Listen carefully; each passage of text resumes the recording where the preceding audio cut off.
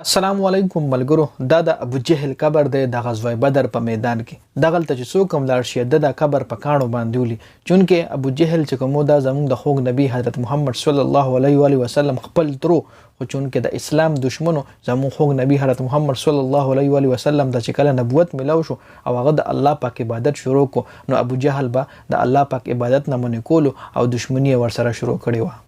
د ابو جهل صحیح نوم کومو، ریل نوم چې دغه کومو هغه عمر ابن هشام، خو د ابو جهل ځکه ویل شي چې د جاهلانو پلارو. زمانه جاهلیت کې ټول نغړ جاهل چې کومو هغه عمده ابو جهل. زموږ خوږ نبی حضرت محمد صلی الله علیه و آله وسلم چې کله مونږ کولو، زموږ خوږ نبی د مونږ نه منې کولو. یو ورځ زموږ خوږ نبی حضرت محمد صلی الله علیه و آله وسلم مقام ابراهیم سره مونږ کولو او دې په ورغو د ول دمکیان هم ورکه اکثر به د دمکیان ورکول. دا یو ډیر غټ جاهل انسانو. ابو جهل خپل هم د الله پاک د دین نه انکاری وو او زموږ د خوږ نبی حضرت محمد صلی الله علیه و آله وسلم د نبوت نه هم انکاری. نور خلق په هم د موږ د خوږ نبی خلاف را بړکاول، نور خلق له به هم پیغورونه ورکول، نور خلق له به هم دا خبرې کول چې تاسو ولې زموږ د خوږ نبی حضرت محمد صلی الله علیه وسلم دین به یادلو، چې تاسو ولې د خبرو کې راغی. زموږ خوږ نبی حضرت محمد صلی الله علیه وسلم د ډیر زیات تکلیف هم دی ابو جهل ورکړو.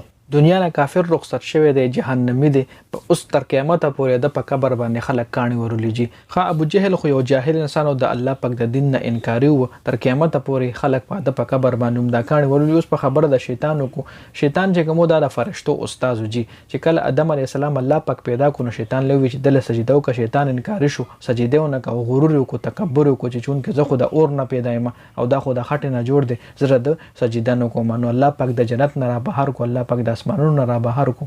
تر قیامت پورې به شیطان هم ذلیل او خوار وي. اوس په مونږ خپل ځان طرف له سوچو کو چې مونږ دروازې څومره سجدو انکار کوو، څوک څو منځونه قضا کوي. زه خپله هم کله رانه یو منځ قضا شي، کله رانه دوه منځونه قضا شي، کله رانه درې منځونه قضا شي. داسې ورځ راشي توبه خدای توبه چې یو منځ هم پکې ونه کړو. دغه رنګ څومره هم زما ملګري ویډیو ګوري، تاسو خپله سوچ وکړئ مونږ له دروازې څومره سجدې مس کېږي. الله پاک ګوره 15 ټایمه مونږ له جومات نه اواز راځي چې راشئ دا د کامیابۍ ځای دی، راشئ دا د فلاح ځای دی، خو مونږ بیا هم جومات طرف ته نه ځو.